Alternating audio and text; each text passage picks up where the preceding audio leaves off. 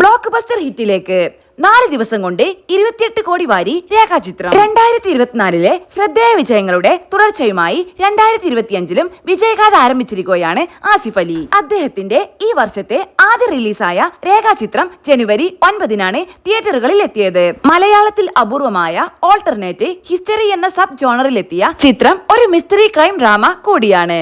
The പ്രീസ്റ്റിന് ശേഷം Jofin T Chacko സംവിധാനം ചെയ്ത ചിത്രത്തിൽ മലയാളം ഇന്നുവരെ കണ്ടിട്ടില്ലാത്ത ചില സർപ്രൈസുകളുമുണ്ട്.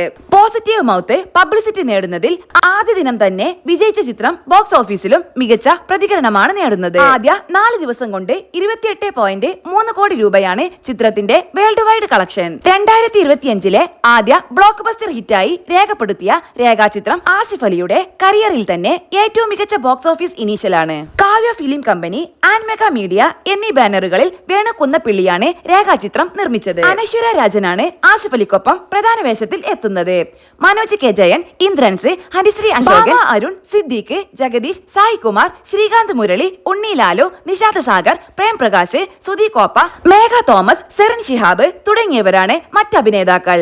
ജോഫിൻ ടി ചാക്കോയുടെ സംവിധാന മികവിൽ രേഖാചിത്രം ഏറെ നിരൂപക പ്രശംസയും നേടുന്നുണ്ട്. അപ്പു പ്രഭാകറിന്റെ ഛായാഗ്രഹണവും മുജീബ് മജീദിന്റെ സംഗീതവും പ്രത്യേകം എടുത്തു പറയേണ്ടതുണ്ട്. മമ്മൂട്ടി ചിത്രം ദ പ്രീസ്റ്റിനെ ജോഫിൻ ടി ചാക്കോ സംവിധാനം ചെയ്യുന്ന സിനിമയാണ് രേഖാചിത്രം. ജോഫിൻ ടി ചാക്കോ, രാമു സുനിൽ എന്നിവരുടെ കഥയ്ക്ക് ജോൺ മന്ത്രിക്കലാണ് തിരക്കഥ തയ്യാറാക്കിയത്.